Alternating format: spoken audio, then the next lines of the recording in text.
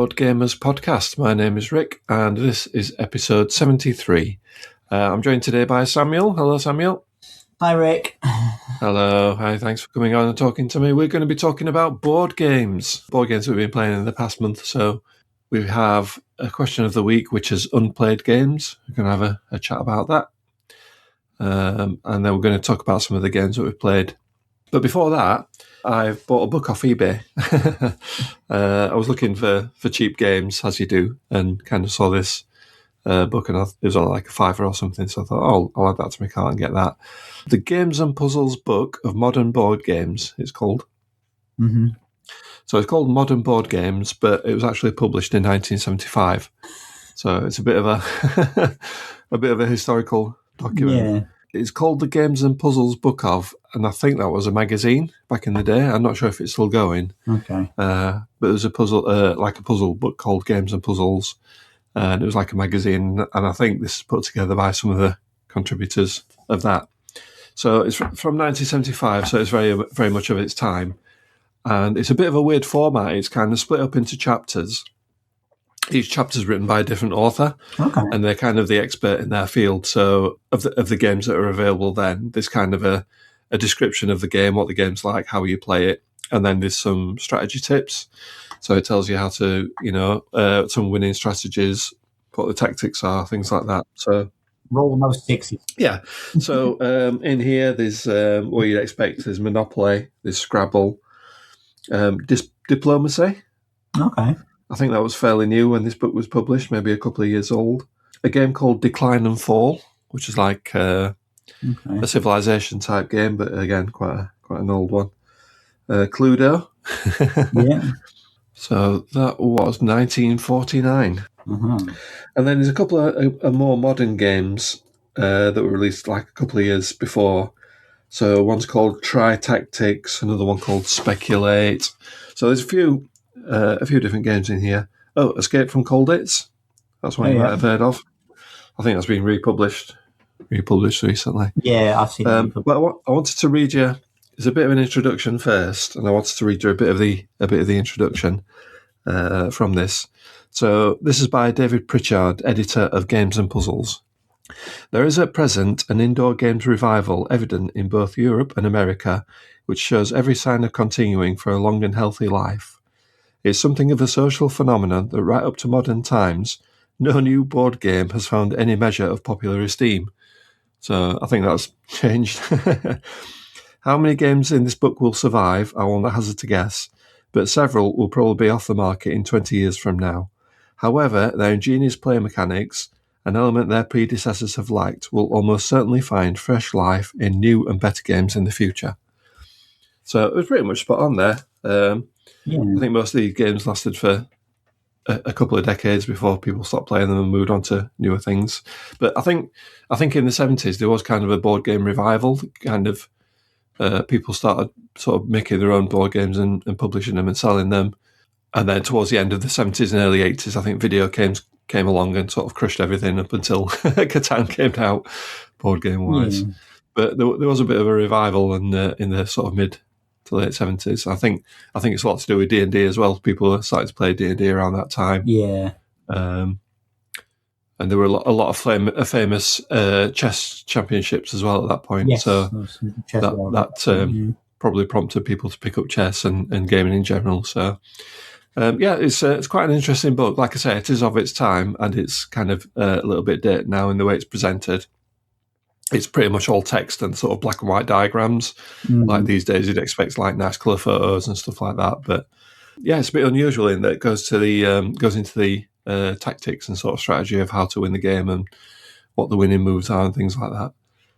But it's quite interesting to read through. So yeah, I thought it was quite interesting, an interesting little book. So that's called Modern Board Games, published in 1975. So I picked that up from eBay. And then the other thing that I've done this month is I've got a game called Las Vegas. I've played this a few times at a club. You've probably played it with me a few times. It's the dice rolling game. Yeah. Where you kind of you're playing to roll dice and kind of take control of these casinos that are out on the table. But I was looking at the new version of it, and it comes with a couple of modules. And some of those are pretty easy to implement. I've actually added a couple of them into my copy of the game. We played with a larger dice each. So each player usually gets 8 dice, I think it is. But you can replace one of the dice with a slightly larger one. And when you're rolling them and putting it on the casinos, that counts as 2 dice instead of 1. So it alters kind of the dynamic of where you're placing stuff. Yeah. And then the other easy one that I implemented, that I put in, was the a reroll. You get like a poker chip, and it's worth a value at the end of $10,000 to add to your score. But if you during the game, you can spend this poker chip and you can re-roll your dice, or you can sort of pass and not do anything for that turn. So that's quite an easy little thing to add in as well. Yeah. So I actually brought it to the club a few weeks ago. We played it with the extra stuff, and yeah, it doesn't really add very much, but it just makes it a bit more interesting and a little bit of extra things to think about on your turn rather than it's kind of the base game as it is now. So yeah, I've played it with the bigger dice. Oh, have you? Yeah. I haven't played it with the. Yeah, I just happened to look through my dice bag, and I'd got some larger dice that were all kind of the same size in the colours that I needed. Okay. So it just happened to have those kind of laid around. So yeah, I pulled those out. I think this was Tom. I think it was Tom and Polly's version where they'd done the same things. I think Polly was saying she'd added the dice in. Oh, right, yeah. They were having a lot. They weren't a lot bigger, so there was quite a few times where we were like, "Oh wait, that was the big there. You put the big one there. I hadn't realised."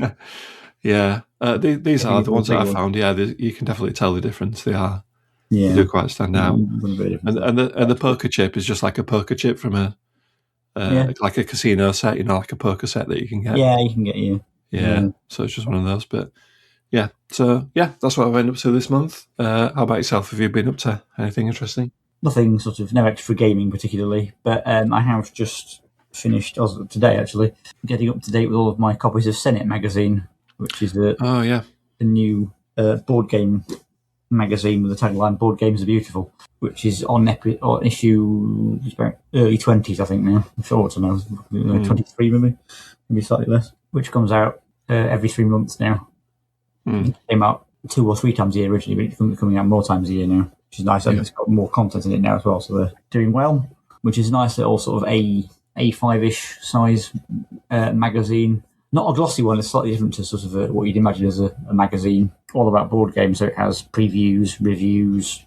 They have a discussion with a designer, board game designer, a board game artist, usually, discussion of a theme or a mechanic or a particular type of thing. So in the most recent one, they had an exploration of Robin Hood in board games. And the previous issue, they did an article on 4X games, things like that, and stuff like that. So it's a really nice magazine, and we're lucky that you can pick it up at the Treehouse Board Game Cafe in Sheffield. They always have. Oh, right, okay, yeah. He's there. I was going to ask you where you go from. Yeah, and picked up 9 copies at one point. All right. Filled some gaps in my collection, which was quite useful, including in quite a few cases their last copy of a particular issue. Right. So they've got quite a few less now. Of course, because they do a deal where you can get three for the price of 2, basically. Right. So I got that 3 times, plus I'm a member, so I got another 10% off as well. All right. That's quite nice. Yeah.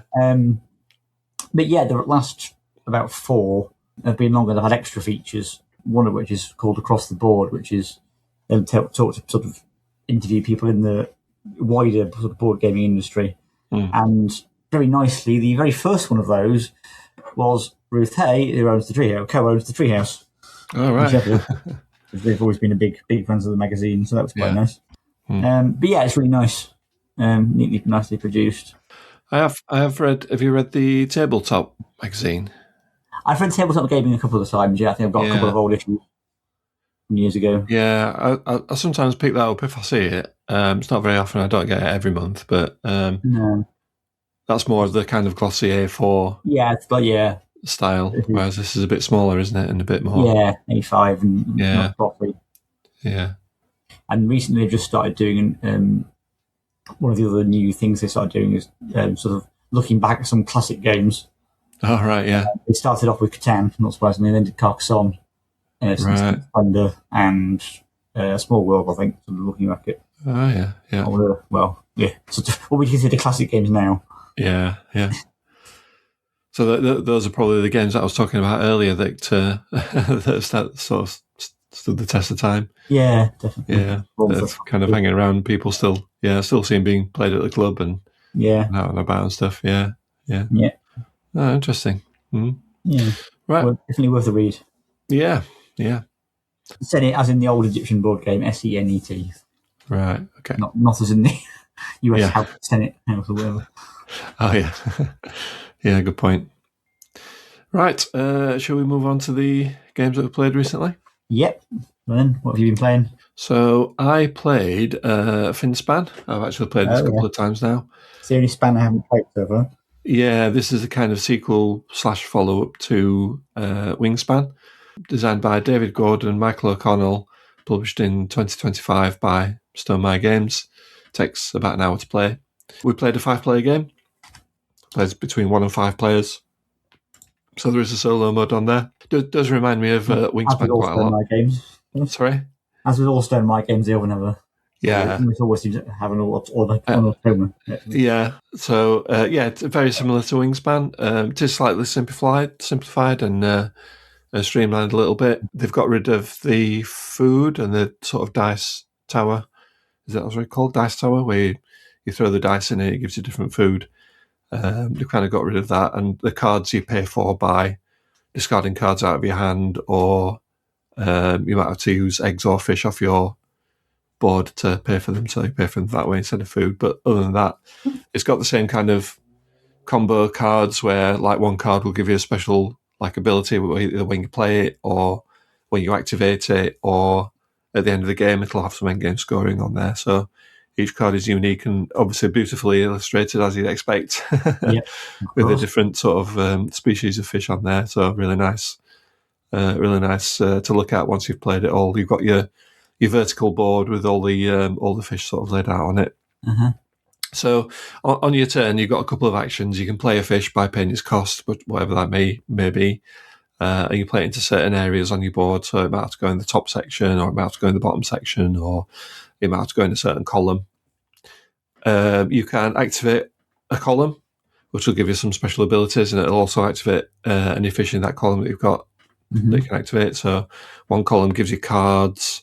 I think one column lets you lay eggs, and then another column lets you change the eggs into fish and move stuff around. So you'll get some points for fish where they're actually located on your board and things like that, as well as the fish that you play. So it's quite easy to play, nice and straightforward, but a lot of variability in the cards. I think there is quite a little.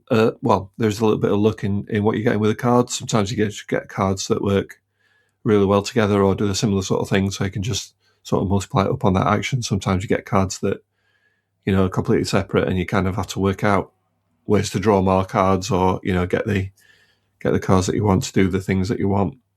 So I think it's a bit more luck potentially in than Wingspan. You've played it as well, haven't you? This Finspan. I haven't played Finspan. I've played Wingspan and Wormspan. Ah, right, okay. Finspan. I haven't played the Worm one. That's the most complex one. Right. And Finspan is the easiest of the three. Yeah. Right. But yeah, it was good. I enjoyed it. It was like even at 5 players, it was like an hour. We were doing it in an hour. It's it's got like those, like I said, those combos that you kind of expect from Wingspan of, I can do this, which will give me all these things, and then next turn I can do this, and it'll give me let me play 2 cards instead of 1 and things like that. So it does all that kind of stuff really well. I'll have to try it at some point, see how I find it compared to the two. It is a bit of a table hog. We played 5 players, and each player gets quite a big board, and you've also got a board for the scoring, and then there's the cards. You have to lay the cards out to draw from. So it takes up quite a bit of space, especially at the higher player counts. Yeah, especially as the boards are sort of vertically rather than horizontally aligned. Yeah, that's it. Yeah, they go like top to bottom instead of across, and they are quite big. Perhaps a bit more fiddling to get everything on the table in the right places. Yeah. But we played on a sort of medium-ish sized table, and we managed, and that was fine. But it was good. I enjoyed it. Good game. If you like Wingspan, it's definitely worth checking out. You might have your favourite, I guess, if you played all 3 of them. You'll probably have Would be a question mark about whether you need all three in a collection, I suppose. But yeah. And they are aimed at slightly different levels of gamer, I think. So yeah, they're designed to be owned by the same person, but or owned by designed as somebody will want all three of these. But yeah, no, that will be people with all three of them. I guess if you're a collector and you want everything, then you'd probably you might like the game lots, so you don't mind the variation. You want to sort of play it always exactly the same variant. Yeah, and like I say, it is a nice object to own because it's all the artwork and everything. Yeah, and they've just announced an expansion coming out for it as well, as you kind of expect from Stone Meyer. Yeah. So to the surprise of no one, there's an expansion coming out quite soon. So that'll add even more stuff into it. So Finspan. Good. Okay, my two games. I'll do more of them now, but my two games this month, I've got the classic that most people have heard of, and then a game that not so many people will have heard of. Okay. Because recently I played Agricola, the classic Uwe Rosenberg worker placement game. Because about 2 years ago at the UK Games Expo, I bought some expansion cards for it. So there was in the bringing by there was a pack of about 5 sets of expansion cards. Yeah. So I've got literally dozens and dozens more minor improvement and occupation cards. Right. So much so that I create an entire separate box just for them, and there's so many of them now. And I hadn't got around to trying them out until recently. Got a few of them. It'll take quite a number of games to go through them all, I should think. Yeah, a lot of variability in that big box. Yeah, which is fair. Because I played sort of basic Agricola with the standard cards a few times, and we're sort of thinking, if I can find some expansion cards, it'd be nice to grab them, and then having to spot that. So I'm bring them by 1 year. So if you're unfamiliar with Agricola somehow, it's the purest form of worker placement, I feel, in terms of all the worker placement games I've played. In that each round you take it in turns to place a worker until you've all placed your workers and they all come back again. And then you repeat that, in this game 14 times in total. And you can't share spaces. So if you go on a space, somebody else can't go there. And so you're building up a farm, basically. So you're trying to get places for your animals to go. You're trying to make your farmhouse bigger. You're trying to get fields to get crops. Because as with a lot of Rosenbergs, you've got to feed your people, which is very important. Otherwise, you'll lose a lot of points. So that's one of the key things is how you're going to get your food engine, as it were, as well as your sort of resource engine.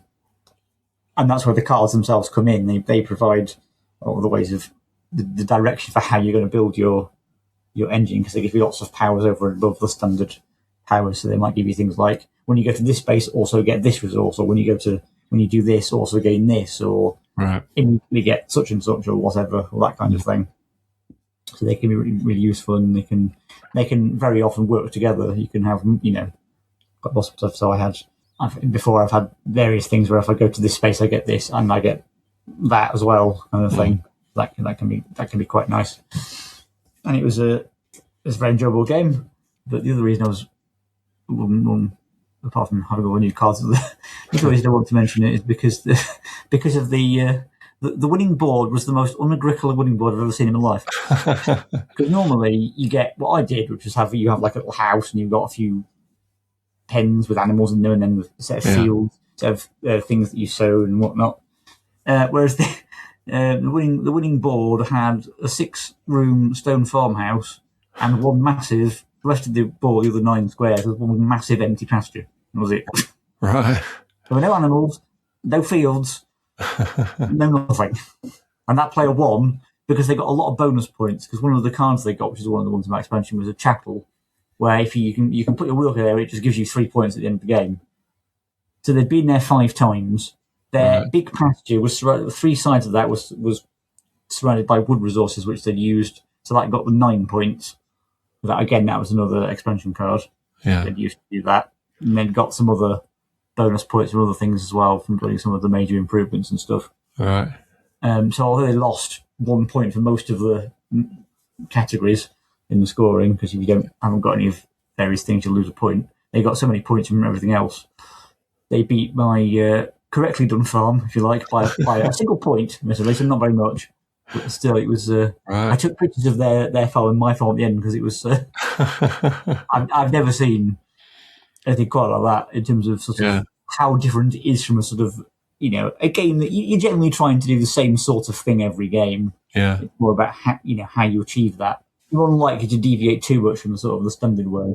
So do you think that's because of the cards that you put in there? Is that just a fluke game because of the way that cards came out? It may have been, yeah, because also we got that card that used 3 points, which he drafted and then put into play, and then used a lot in a combination. Yeah, it's quite fun though. Can you kind of cycle through the cards? Do you draw them from a deck, or is it like this is the cards I've got for this? Yeah, I've got a massive deck, and you each get 7, and then you draft them at the start of the game, and you do the same as the other set of cards. Okay, yeah, which is quite nice. So you can sort of try and put together a bit of a strategy. So yeah, it was just sort of very unusual. So do you think it still holds up as an older game? Then do you think? Yeah, definitely. Yeah. It's still very much there. It's still got. I mean, it's interesting because even though what you're trying to do every game is very similar, and the rounds are very similar because there's a bit of randomness in terms of what cards come out when it's divided into the rounds.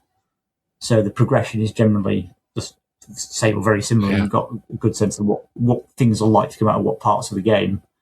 But despite that, and despite the fact that you're trying to end up with the same things every game, I actually still really enjoy it game after game because it's about sort of can you do that really efficiently, and get a lot of points, and and it still seems satisfying when you do.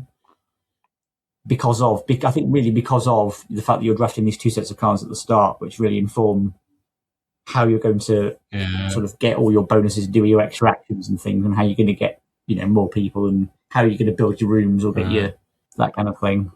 In what ways you're going to be efficient, if you like, which is I don't know. For me, that works really nicely. I'm not a big fan of games that if they get too repetitive after a few plays, I'll stop playing them because it's like okay, I've kind of played it now, but. I don't feel that with Agricola, even though I've played it quite a few times.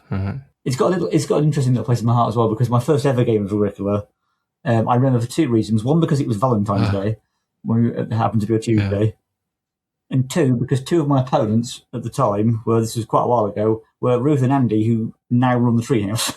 Oh, right. Wow. It was still at the colours before they started the Treehouse. It was about 8 years ago, probably. Yeah. So it was sort of the one game I can actually remember playing with them. First go of sort of a classic board game that I've been interested in. I was a year and a half into sort of club life for me. Something like that. Yeah, it's funny how these like certain games kind of stick in memory, isn't it? Like certain players of games. Yeah, because of a combination of the people or whatever. Yeah, like I'm just looking at Board Game Geek now. I've played it twice, and I can't remember playing it at all. It must have been a while ago. Yeah, it's a bit heavier for you. You're not usually into that quite such a long thing. Yeah, it's a couple of hours, I think, isn't it? Is it to play? Yeah, or an hour and a half, something like that. It'll be 3 with 4 players, possibly, if you're not quite sure what you're doing. That was my first one. What else have you been playing? Well, we played another game. This is kind of a short little filler game called Zuuli. This is a drafting game from 2022. I think it was a Japanese game originally, but it's been reprinted in English, and we played the updated version. But basically, you're building a zoo. So there's a deck of cards, and in these cards are different types of animals: lions, giraffes, bears, elephants, things like that. And there's also some landscape cards as well, which contains paddocks where you can actually keep your animals. So the landscape tiles have a certain type. They can be water-based or plains or desert, and your animals will want a certain type of environment to be put in. And also the locations have a certain size as well. So you're limited to how many sort of animals of what size you can put into that. So you can't put like 3 or 4 elephants into a size 4 land because they're just not going to fit. So there's some limitations there. Some of the animals are carnivores. Yep. So you can put them in with the same animal, but you can't put them in with different types of animals because they'll just eat them. Yep, makes sense. Basically, you get a hand of cards, you pick one, put it face down in front of you. Everybody else does the same, you reveal it, and then you pass the hand on to the next player, pick another one, and so on. And then you'll end up with some scoring at the end. I think there's 3 rounds in total, so you do some scoring at the end of the one, depending on what animals you manage to keep. Any animals that don't have pens run away. so they don't score you any points, but in the first couple of rounds, you're kind of building it up. So it's got this neat kind of mechanic where you can see what's coming around in the hands. It's quite a big hand of cards. It's like 12 or 13 cards or something. And you need the locations to put your animals in. You start off with one at the start, but you need more probably as you go along. And then it's kind of deciding what animals you want to put in there, what are other people taking. If I put a lion in here, am I able to get another one or fit another one in there? Or I'm going to be stuck with something that I've got nowhere to put it.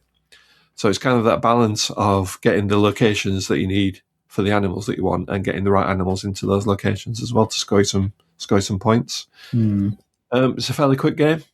Took like 10 or 15 minutes. I think we played it twice in a row. It's that quick. Yeah, it's one of those you can. But it's a nice little filler for the end of the night, or if you're just starting to wait for people to turn up.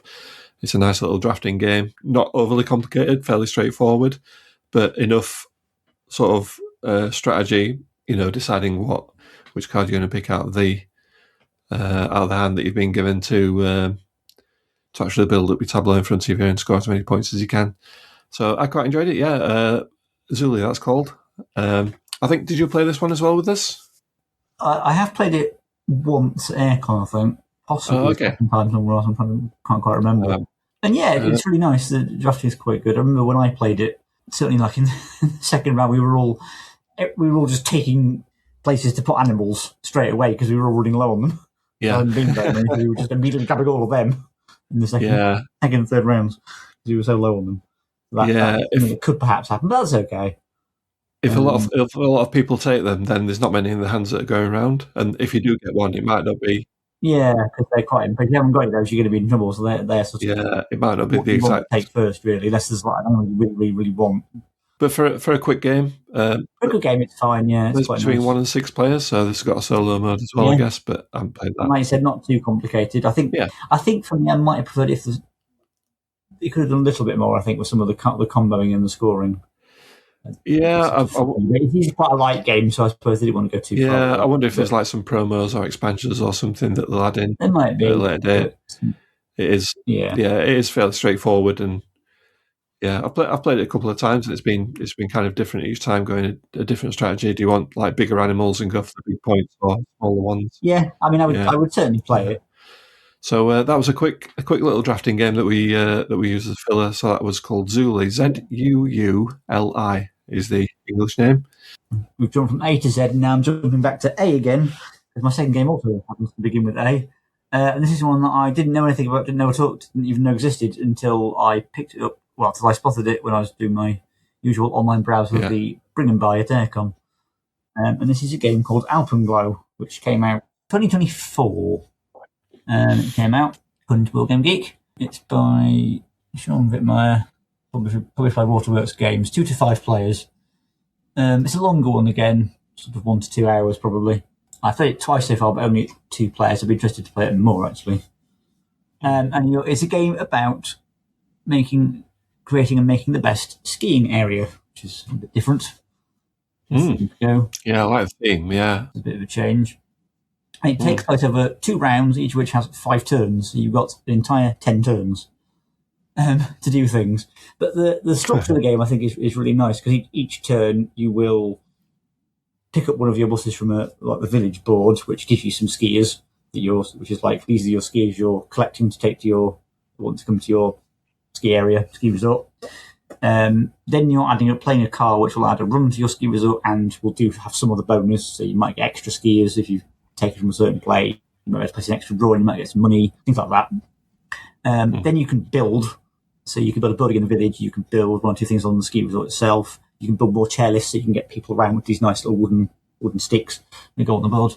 And then if you want, the last bit is actually opening your ski lift to try and get money and points by delivering your skis to your ski runs, which is quite nice because you're sort of trying to build up which colour ski runs you've got and where, can I deliver get them to come off at the points where it's most profitable and have got the most points and money and things, which is really nice. That puzzle bit is really nice because you've got the 10 turns and each turn just kind of works the same. So it's quite a straightforward structure or relatively straightforward structure to get your head around for a more complex game. There's not sort of a million trillion moving parts or whatever, or 100,000 pieces. Yeah.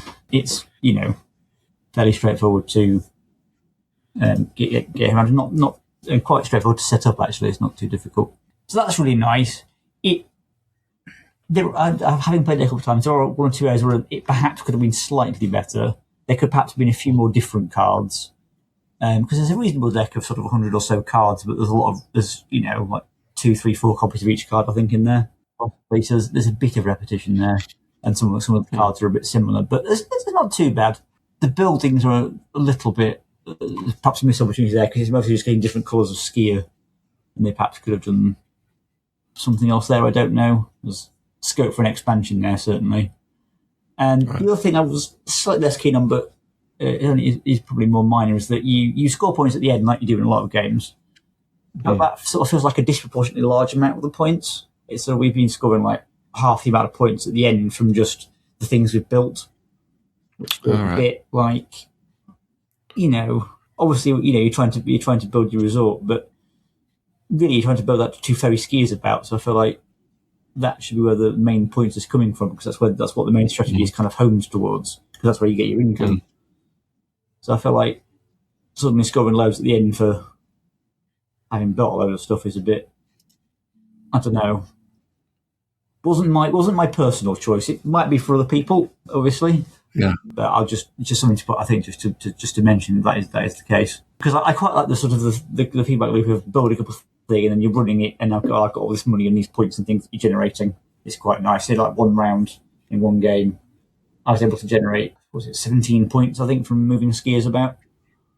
It's quite nice because of the combination of how things have worked out, which is quite good. And then that's like that 17, but then that's about as much as you'd get for sort of 3 buildings, right? 3 things you've built, which is like, or 2 chairlifts or something. The more expensive chairlift, it's like, oh, okay.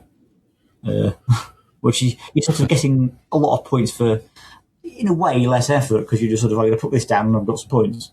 I'm going to build that. Right. I've only got 6 points from it. It's like, okay. They could have. I felt like they could have just scaled it down a bit. And you could probably easily house rule it. Actually, something you could house rule if you wanted to, just to halve the points it gives you, because it doesn't affect anything else particularly. So I'm just having a look at the board here. There's like a board with hexes on it that you put your, which I guess is the mountain. You said you played it at 2 players. Do you have to block off like any part of the board, or is it like a different?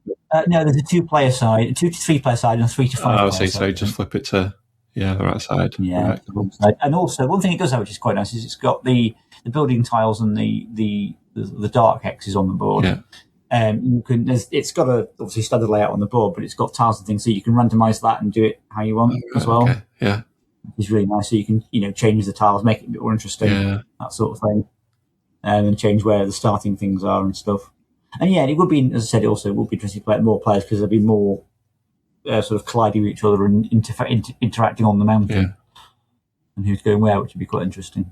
One other thing I'll just mention, which I have already shown yourself, but which I first noticed when I was looking at the game originally before I built it, I have noticed that one of the cards, of which there are a few copies, just happened to have the name Richard Parker, which of course is your name. Hey. I'm quite pleased about what I showed you. Yeah, it's good. Yeah, I like it. Definitely would need to play this now and get that card. There's about 4 different copies of it, I think, probably. So I was quite amused by that. I don't quite know why it's called that. Maybe there's a ski run called that. All the cards look like the names. Right. I've got no ski runs, the actual ones, or ones that just sound like, I don't know. But maybe there's a mountain somewhere called that, or a ski slope or something. Maybe it could be a Kickstarter back or something. I don't know. Oh, cool. Yeah.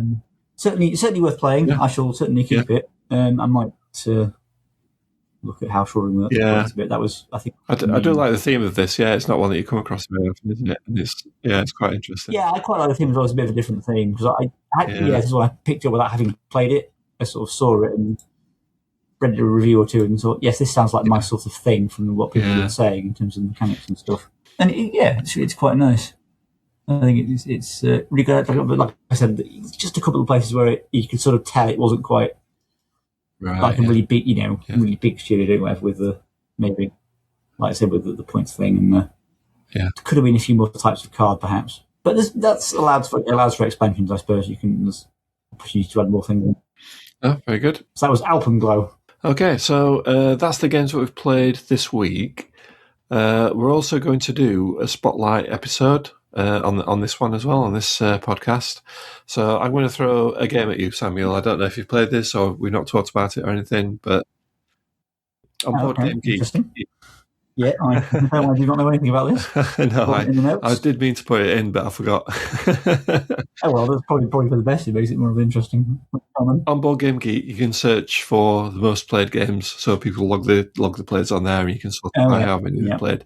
It tends to be lighter filler games that are at the top, so it's not like games. They can be played more because you can get more plays all up for medium in a given time. So we did chat about Flip 7 last time, but this the next one on the list is a game called Harmonies. Yeah. So this is quite a popular game, but I've not seen it played at the club very much. I've played it. I think me and Lizzie played it once. It's kind of a follow-up stroke sequel to Cascadia, if you've heard of that one. A kind of family-style game where you're sort of drafting animals and putting them into your tableau to sort of build up a landscape, put animals on there, score points. So this is kind of like a sequel to it. Plays similarly, but also as well quite different. There's quite some different mechanics in this.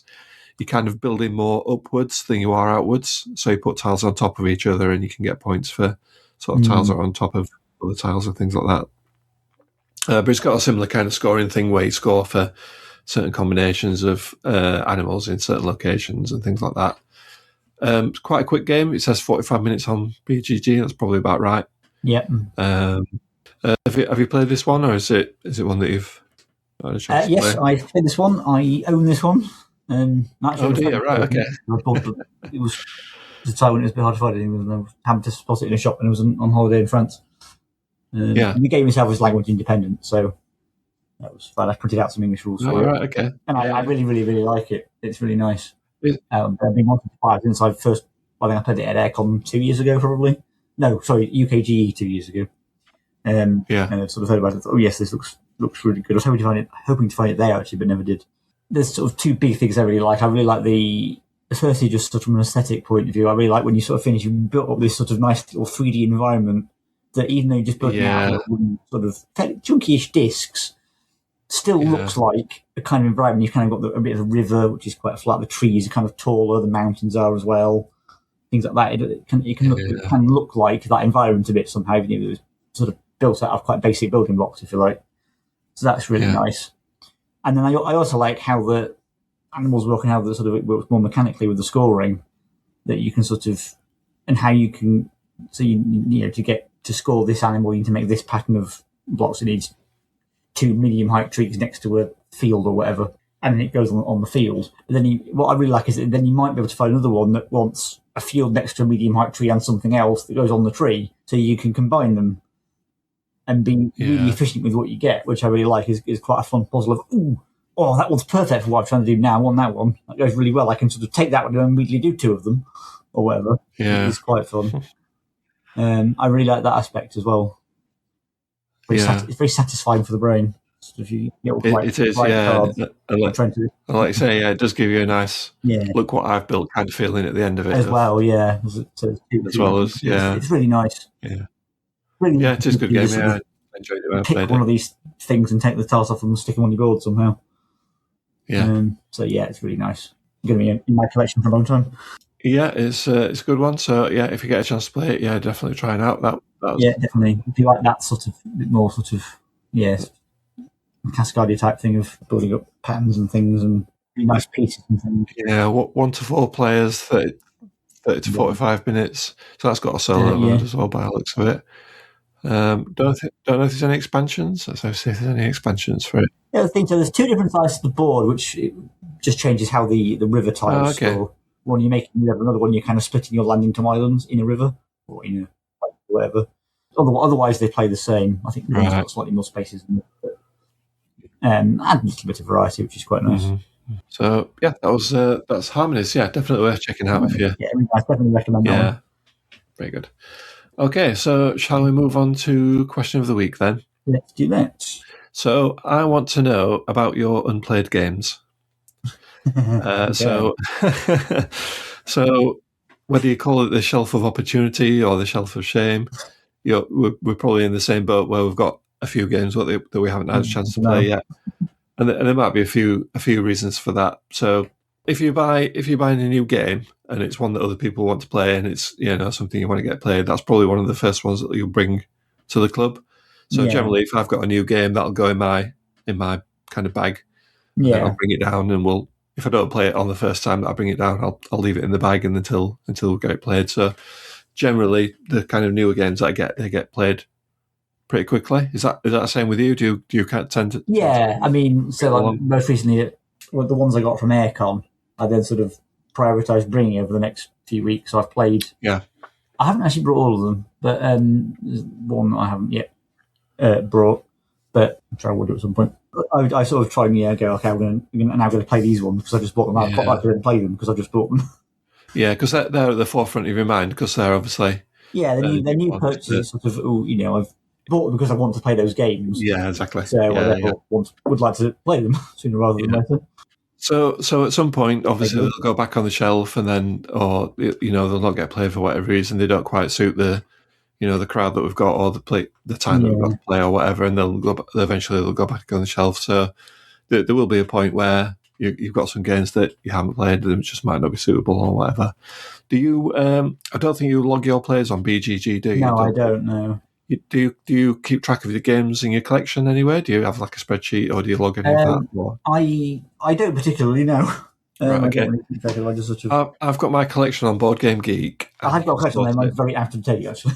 Okay, you can sort it by how often you've played it. So obviously you can drop all the played ones and just see a list of unplayed games. And what I tend to do is like once a year I'll kind of do that and have a look down the list and try and bring some to the club that I've had for a while that I haven't played. Probably the one that I've had longest that we played recently was Mechs vs Minions. Oh yeah, I've had that since it came out. That was probably 7-8 years ago, maybe more, and we eventually got that played. Yeah, I remember there was another one that you hadn't played before, but hadn't played for about 5 years that you then played. Oh yeah, play with your comment that was now. Yeah, I can't remember what it was. Yeah, but it's been a while. So we were joking at the time because it's sort of coming out for its once every 5 year play. Yeah, that was. So there are games that can get played quite easily that people want to play, and especially if they like, there's stuff there that you can bring down to the club and people will be interested in playing. But then sometimes there are the older games that maybe aren't probably as good, or in demand, that maybe you keep for either sentimental reasons or because you like the packaging and the artwork, or you might think, oh, we'll play it one day, but it's not something that I'm in a rush to play. It's true. I've probably got a couple of those older games. So obviously, like yourself, I probably look on like eBay and places like that for older games, and sometimes there's some cheap stuff on there that you can pick up for like under a tenner, and then it's not like brand new games, but it's probably older one that sometimes get played, sometimes you're not that bothered about, but you'll probably play at some point eventually if you get the right crowd, or if there's the right number of players or whatever it might be. I don't have too many Unplayed. I've got, I think, of the games I've currently on, I think there's only 2 I haven't played those copies of, although I have played both games before. And in one case, I've owned that game before and played it. So, okay, that's pretty good. I don't tend to because I don't look at eBay really for deals on eBay. I used to buy stuff off Facebook for a while, Facebook Marketplace, in a couple of groups there.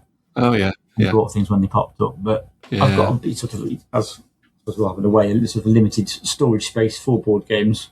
I've more recently tried to sort of shrink that down a bit in effort to sort of because I sort of decided I'd rather have a smaller, more focused collection of lots of things I definitely like, rather than having all sorts of extraneous games that I kind of like a bit and might play.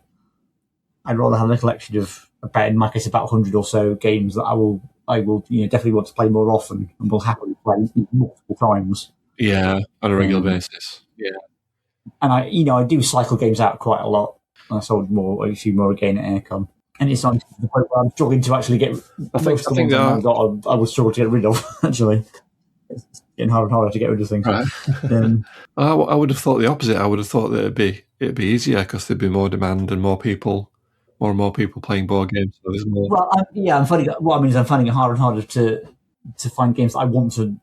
I'm not wanting to have in my collection anymore. Well, that's not a bad position to be in. Yeah, I guess. it's easy enough to get rid of them in an aircon or whatever. Yeah, I tend to get problems. Never had a problem with that. Usually solved most of what I've taken.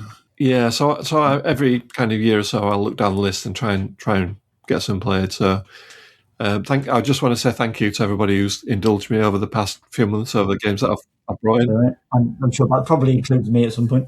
We played Grimoire. Yeah, we did. Yeah. That strange kind of game from a few years ago where you got like a spell book and you like quite interesting. Pick spells and draft cards and stuff like that. The spell books are quite a nice little different type of thing. It was different, yeah. That's what made me pick it, because of the spell. They're not really spell books. It's like a pamphlet. It's like it does come in the form of a little book. So yeah. So we played that. We played Mechs vs Minions, like I said, and there's been a few others that I play with other people as well. So thanks to everybody who's played these oddball games with me. There's some that I just know I'm not going to get played. Like, for example, Mastermind. The old. I used to have that one as a child. Guessing the peg. It's kind of a logic thing where you put in pegs in, and your opponent sort of tells you whether you're right or wrong. I quite enjoyed that when I was a lot younger. Yeah. I played that one. Yeah, I've probably gone to the meta things, as it were.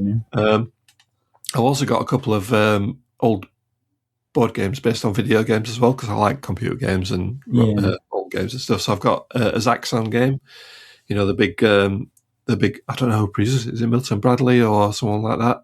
They did a load of games based on video games like Donkey Kong and Pac-Man and Centipede. I've got a Zaxxon game that is up in the loft somewhere, and I've got a Centipede game as well. Oh, nice. I don't know. I only bought them because they were based on the computer games, and I like that kind of stuff as well. So I picked those up for like less than a tenner, I think, and they're kind of stuck up in the loft. I have no idea if I'll ever play those. True, but they may end up being worth something. You never know. Yeah, possibly, but if you keep them in good condition, I'll not be here when they're worth something. 300 years time, it might be worth something. Antique. It'll be on the Antiques Roadshow. You never know. So there are a few games though that I know they're just not going to get played. So I'll just sort of keep them and maybe get them have a look every now and then and have a play with the pieces or whatever and put them back. Yeah, I've moved some of my games about and take sort of, I've got my main collection is sort of the games that I'll take to the club and would get played at the club, and I've got the ones that wouldn't, or a bit more sort of one player, or things like Pitch Car that I only bring at Christmas, things like that, or sort of 2-player only games that don't work so well at the club, apart from Patch Resolution. Yeah, I'm still on my main shelf. I've got a couple of 2-player games.